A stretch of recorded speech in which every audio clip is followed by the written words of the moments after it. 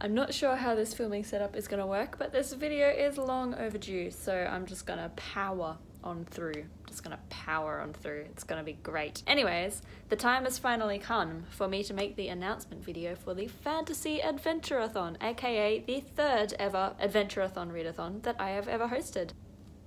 Excellent, so exciting. So if you haven't heard of the AdventureAthon before, that is perfectly understandable because it has been quite some time since I last hosted a readathon like this, and that is mainly because I wasn't really on Booktube at all last year, but it's been in the back of my mind for quite a while, and I have had quite a few messages from people who participated in previous readathons asking me when the next one was going to be, and the time is now. The next one is going to be now, not right now.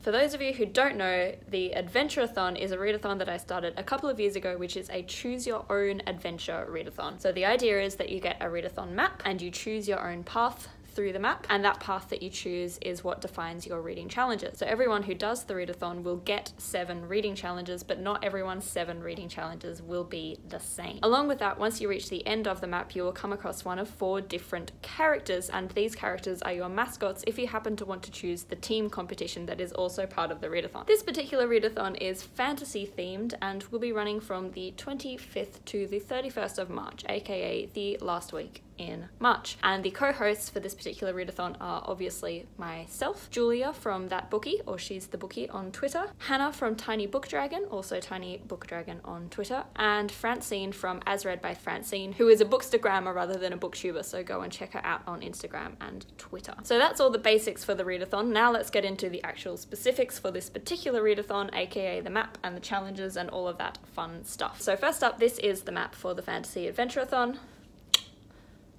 Very exciting stuff. If you haven't participated in one of these readathons before, I will give you a brief rundown on how to read the map. So we always start at the bottom of the map and we are always moving up. At no point should you be moving back down the map. You should always be trying to move from the bottom to the top. As you read through the map, you will come across little signposts that will give you the instructions for your reading prompts. Sometimes you'll just be given a prompt and that's it. Sometimes you'll be asked to make a choice between 2 different prompts, and then you follow the path along the direction that that particular signpost is going. And then once you reach the end of the map, obviously, as I have already said, you will come across one of 4 fantasy characters, and those characters, if you choose to join the competition, will be your mascots. So for the actual challenges themselves, the first challenge that you will come across on the reading map is Fellowship, which is to read the group book. So we will be hosting a poll on Twitter, which I will be starting up pretty much as soon as this video goes live, for everyone who is participating to vote on what the group book is, and we will be reading a group book together for the duration of the readathon, hopefully a short one too, because I'm a very slow reader, and then we will be talking about it in the live stream at the end of the readathon, where we also talk about the teams and the points and all of that stuff as well. The next prompts that you will come across on the map is Castle and Cliff. Castle is to read a book with a royalty word in the title. Pretty much anything will do, including the word castle, royalty, king, queen, princess, duke, fucking anything like that. I'm fine, pretty flexible on that. And Cliff is to read a book with a nature word in the title. Again, very flexible, choose whatever you want, whether it's trees, forest, hills, mountains, green, blue, clouds, water, I don't really mind, just something natural. Next up you have Owl, Rat and Toad. Owl is to read a book with black on the cover, Rat is to read a book with brown on the cover, and Toad is to read a book with green on the cover. After that we have Fable, Fairy and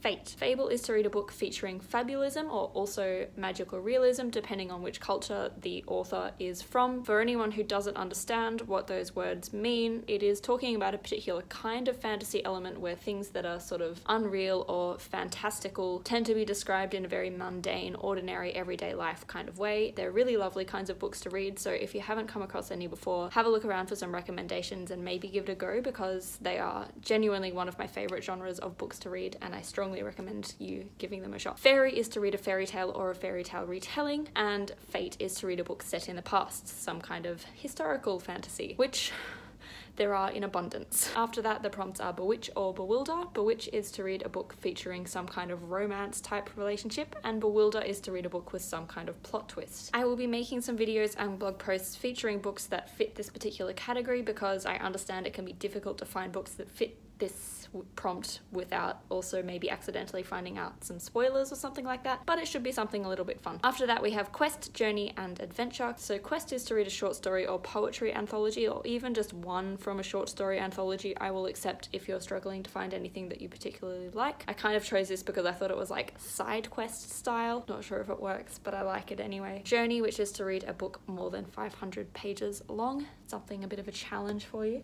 And then Adventure is to read the first book in a series, which in the fantasy world is pretty easy to come across because most fantasy books tend to come in duologies, trilogies, or series, and all of them can. And then finally we have Pixies, Poison Apples, Potions, and Powders, and these are your final character prompts. So Pixies is to read a book while outdoors. So anytime that you're reading that book, try and be outdoors. Again, I'm more than happy to be flexible with this because I know that weather is always a struggle. So reading in the park obviously is lovely. I will also accept sitting outdoors at a cafe or sitting in a courtyard at a cafe if it is very hard for you to find a place to sit outdoors, or sitting on your veranda, backyard, something like that also counts. Poison Apple is to read a book while eating your favorite snack. So again, anytime that you're reading this book, try and munch on something delicious. It'll be great. You'll love it. Powders was kind of inspired by flu powder, and the idea for this one is to read a book by the fireside. And again, if the weather isn't permissible or if you don't have access to a fireside, I will also accept reading a book by candlelight, as long as the general kind of atmosphere of firelight is involved somehow. And then the final one is Potions, which is to read a book while drinking your favorite drink, aka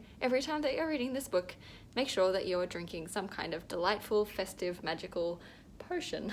So that is a basic breakdown of the reading challenges. Again, I will be trying to make some videos and posts as always with recommendations for some of the more tricky prompts and challenges to find books for, so keep an eye out for them. So as I've said, there is a competition element to this readathon, which is 4 teams competing against each other to read as many books as they can and complete as many challenges as they can. So the teams are Team Fantasy Fairy, which is me. I am the team captain for Fantasy Fairy. Team Fantasy Unicorn, which is captained by Francine from As Read by Francine. Team Fantasy Dragon, which is hosted by Hannah from Tiny Book Dragon, because dragons, and Team Fantasy Mermaid, which is hosted by Julia from That Bookie. So once you have reached the end of the map and you know what team you are joining, if you would like to join the competition, there is a sign-up form on the blog post for this readathon, which will be linked down below. So use that form to let us know that you'll be joining the readathon and what team you will be on. That way we can keep track of you and, you know, support your progress throughout the readathon and cheer you on as you read all your books and all of that kind of stuff. So as I've said, the books that you read and the challenges that you complete, etc., are what help you earn points for your team. A full breakdown of the ways in which you can earn points is of course listed on the blog post, which is still linked down below, but as a basic rundown, you can earn points by finishing books, which is worth 200 points for every book that you finish. You also earn points for every page that you read to try and make it a bit more fair for people who try and read very long books as compared to people who are completing challenges with shorter books. You can also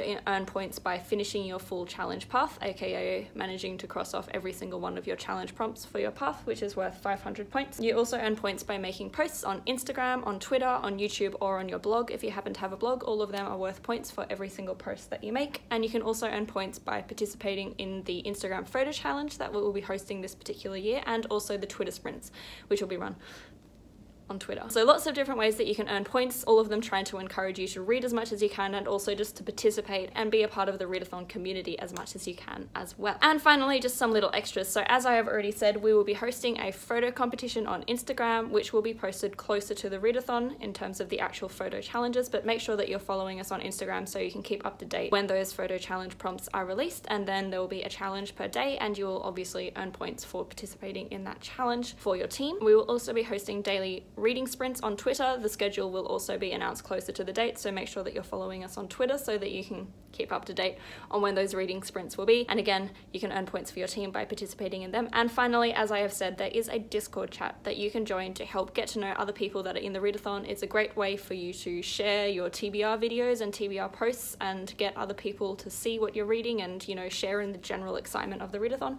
And it's also a great way to meet new people and make new friends, which is what this kind of thing is all about. So that is all of the basics for the Readathon. Make sure to check out the blog post down below to have a little read through, because it does explain things in much more detail than I am explaining it right now. There's also some FAQ there, so have a look at it if you have any questions or are feeling confused about anything, because chances are that I have answered any questions you might have on that blog post. Otherwise, feel free to ask me any questions down below, or of course on Twitter, Instagram, you know where to find me. Anywhere where I am available on social media, you are more than welcome to send me a message or a tweet or anything and just ask me any questions that you have. I'm more than happy to answer them. I hope that you're excited to join the Readathon. I am so excited to be doing another one of these. The last one was so much fun and very hectic, but also fun. So I'm very excited to be doing it again. I will see you for another video very shortly, I'm sure.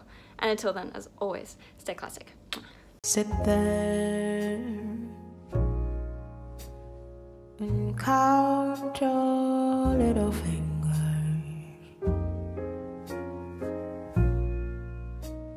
unhappy little girl.